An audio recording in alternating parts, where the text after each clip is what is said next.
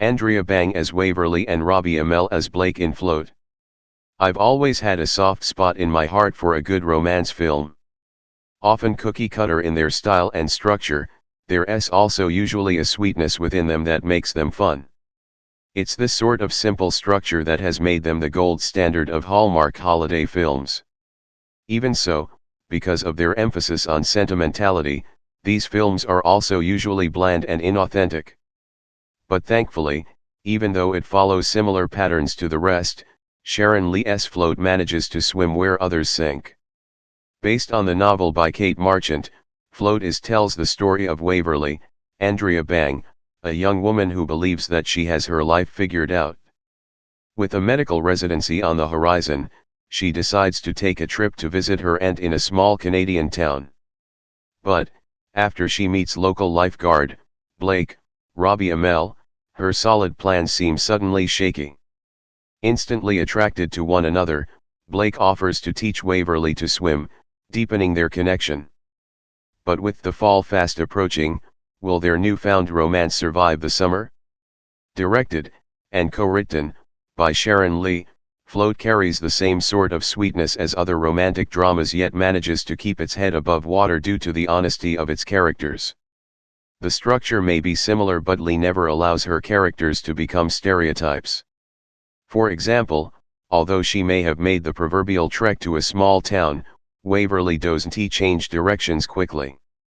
Unlike other female protagonists in these sorts of films, she thinks through her options and wrestles with their impact on her life.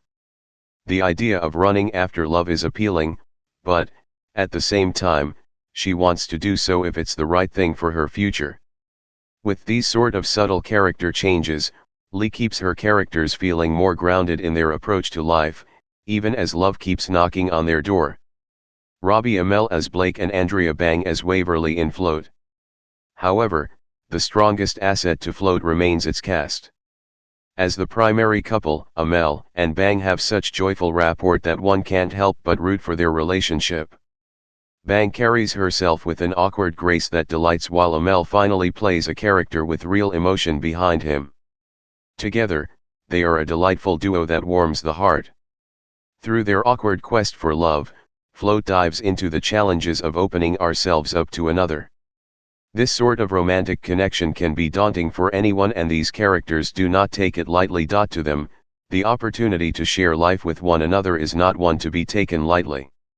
Instead, it represents a genuine commitment that is not easily made. After all, to find one's home is to find one's place of safety. Andrea Bang as Waverly and Robbie Amell as Blake in Float.